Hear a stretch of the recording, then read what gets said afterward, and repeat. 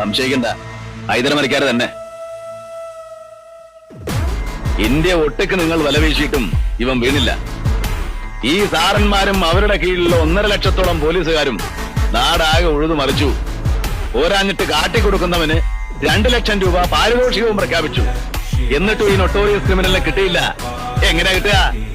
ഹൈദരായുടെ ശമ്പളം വാങ്ങിക്കുന്നവർ തന്നെ ഹൈദരാനെ വെച്ചാൽ അവരെങ്ങനെ കിട്ടുക? അതുകൊണ്ടല്ലേ നിങ്ങളുടെയൊക്കെ മൂക്കിന്റെ തുമ്പത്ത് ഉത്തരവാദിത്തപ്പെട്ടവരുടെ സംരക്ഷണയിൽ തന്നെ ഇവർ ഇത്രയും കാലം കഴിഞ്ഞത്. നരസിംഹം,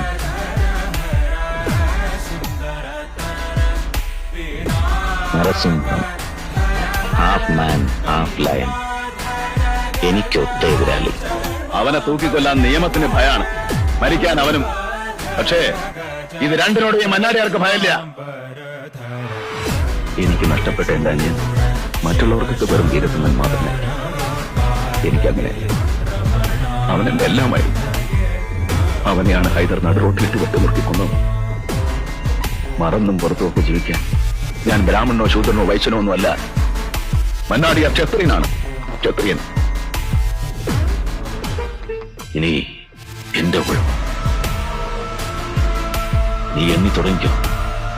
ഹൈദരെ, നിയമത്തിന്റെ തൂക്കുമരത്തിൽ നിന്ന് നീ രക്ഷപ്പെടും. പക്ഷേ മന്നാടിയാരുടെ കയ്യിൽ നിന്ന് നീ രക്ഷപ്പെടില്ല. നിനക്കുള്ള വധശിക്ഷ ഞാൻ നടത്താം.